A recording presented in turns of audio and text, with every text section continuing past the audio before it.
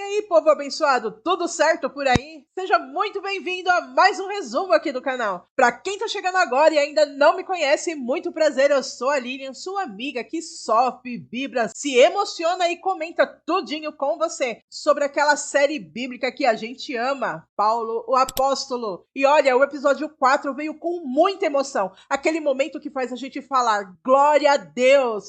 Já deixa seu like, se inscreve no canal e me conta aqui nos comentários. Se você estivesse no lugar de Saulo, qual seria a sua reação ao ouvir Cristo te chamar da forma que Saulo foi chamado? Agora pega o cafezinho, senta confortável e bora pro resumo? Já de início temos Saulo caído ao chão. Matias até vai a ele, pergunta o que está acontecendo, se ele sabe o que foi aquela luz. Mas a única coisa que Saulo sabe ali é que ele está rendido totalmente ao Rei dos Reis, Jesus Cristo. E naquele momento ele viu que tudo que ele pensava ou fazia, tudo que ele buscava, estava totalmente na contramão daquilo que Deus queria.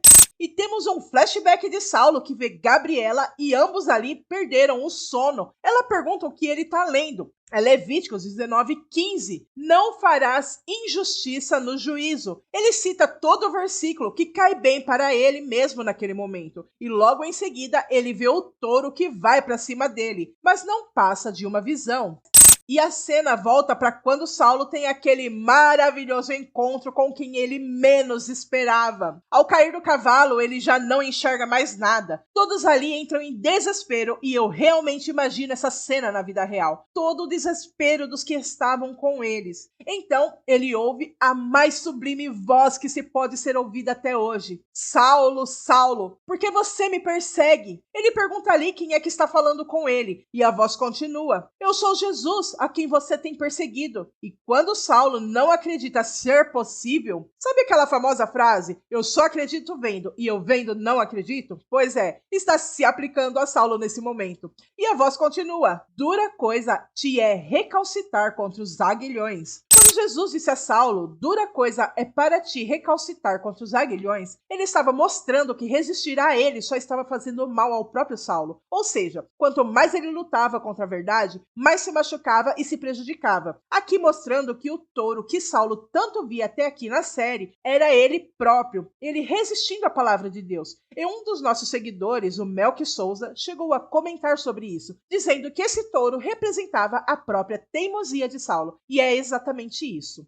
E voltando ao resumo, depois disso, Saulo não faz outra coisa senão chorar, prostrado e rendido. Quando ele pergunta o que o Senhor quer que ele faça, Jesus manda que ele levante e entre na cidade. Lá saberá o que lhe convém fazer.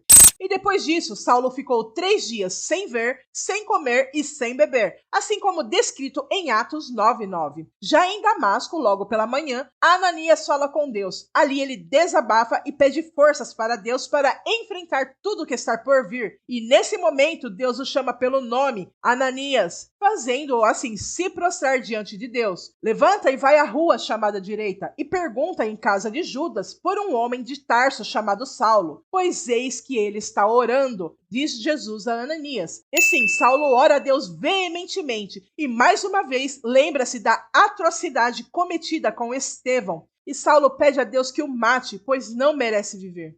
E é assim que nós reagimos quando nós percebemos o quão miseráveis somos diante de Deus. Nós não merecemos nada, exatamente nada do que temos, daquilo que Deus nos proporciona. Nós não merecemos a salvação, mas Deus, ele é tão grandioso em poder, graça e misericórdia, que mesmo nós, sendo miseráveis, pecadores, ele nos amou com o mais profundo e verdadeiro amor, nos oferecendo seu Filho único, para que não morramos. Você consegue entender tamanha misericórdia? E que é somente pela graça e nada mais que somos salvos? Que nós não merecemos isso? Que não há bondade nenhuma em nós? Quem em sã consciência se faria maldito por outros? Quem? Só o amor ágape é capaz disso. Enquanto Saulo ora, ele tem uma visão. Ananias se aproxima dele, ele impõe as mãos sobre os olhos. A cena corta para Ananias, que ainda está em oração. Ele sente medo, mas Deus manda que ele vá, pois Saulo é para Deus um vaso escolhido. E sem mais objeções, Ananias aceita sua missão.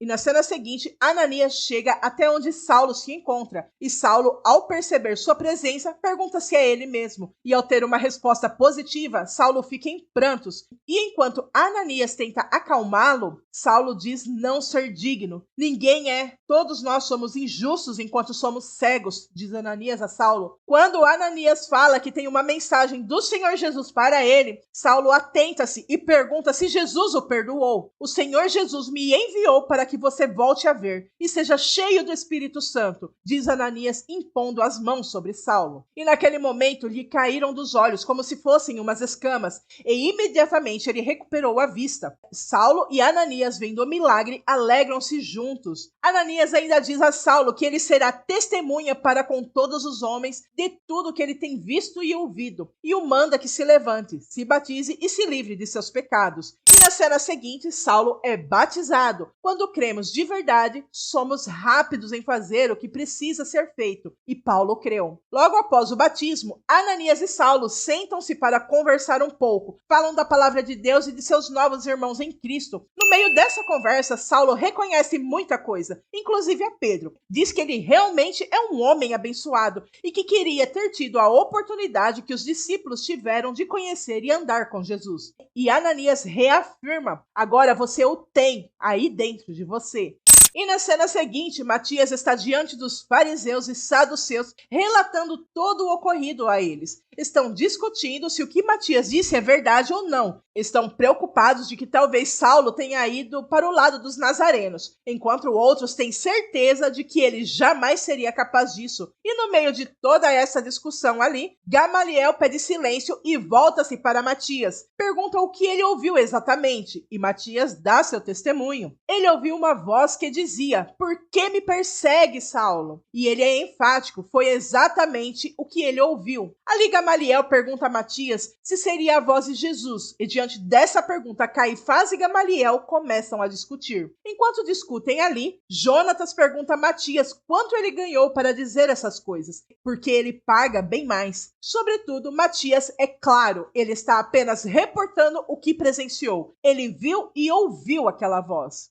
Por que Jesus se revelou a Saulo e não aos outros fariseus? Porque somente a Saulo. Esses fariseus naquela época não faziam nada além de desejarem cada vez mais o poder. E eles tinham inveja de Jesus. E foi exatamente por inveja e medo de perderem o poder é que fizeram toda a manobra para que isso ser crucificado. E com a continuação do evangelho através dos discípulos, eles queriam acabar com isso de vez. Eles não tinham o coração aberto para a verdade. Eles não buscavam a verdade. Eles buscavam o poder. Saulo tinha o coração aberto, ele queria verdadeiramente fazer a vontade de Deus. Ele realmente acreditava que estava servindo a Deus no que ele fazia na perseguição aos cristãos. E esse coração aberto, desejoso de fazer a vontade de Deus, foi um dos motivos que levou Jesus a se revelar a Saulo e não aos fariseus.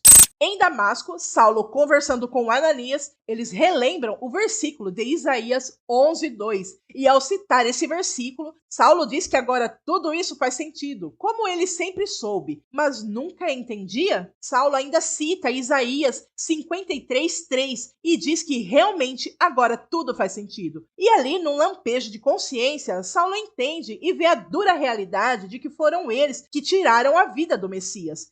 E na cena seguinte, enquanto Gabriela olha o presente que recebeu de Saulo, ela pensa nele, relembra momentos que esteve com ele, promessas de partida e volta. Então chora ao saber que o seu noivo talvez não voltará mais para ela. Ali, envolta aos seus pensamentos, com um presente em mãos, Gamaliel bate a porta e entra, e sorrindo lhe dá uma notícia inesperada. "Minha filha, tudo indica que Saulo viu Jesus", diz Gamaliel, fazendo Gabriela sorrir novamente.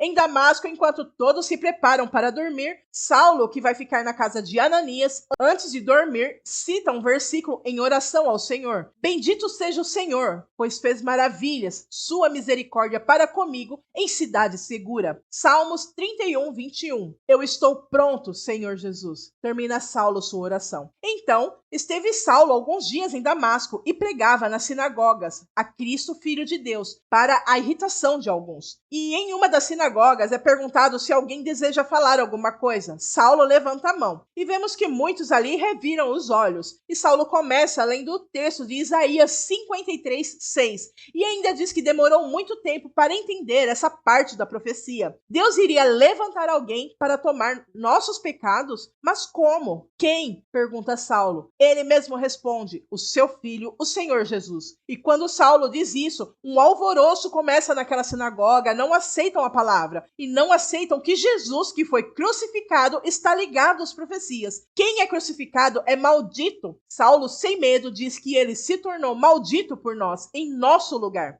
Diante dos que sabem ali que Saulo perseguia os cristãos, o questionam porque agora decidiu se juntar a eles. E ainda dizem que se Saulo não vai mais, eles mesmos continuarão o trabalho ordenado a Saulo na perseguição aos cristãos, com ou sem cartas. Talvez tenha sido nesse momento que ele tenha visto como é difícil pregar para os de casa. E foi assim que os religiosos começaram a planejar a sua morte. E esse foi o resumo do capítulo 4 de Paulo, o Apóstolo. Se você ficou até aqui, comenta aqui embaixo. Quero saber o que você está achando da série até aqui. Vi notícias de que a série estreia na Record dia 1º de julho. Tenho certeza que você vai acompanhar todos os detalhes. Agora eu quero pedir uma coisa. Compartilhe esse vídeo para quem não conhece ainda a série, nosso canal. E deixa seu like, se inscreva caso ainda não seja inscrito. Fazendo isso, você me ajuda a crescer e assim eu posso melhorar cada vez mais o nosso conteúdo, que é feito todinho para você. E toda honra, toda glória e todo louvor sejam dados ao nosso Deus, Rei dos Reis e Senhor dos Senhores. E eu vou ficando por aqui. Deus abençoe vocês. Até a próxima. Tchau.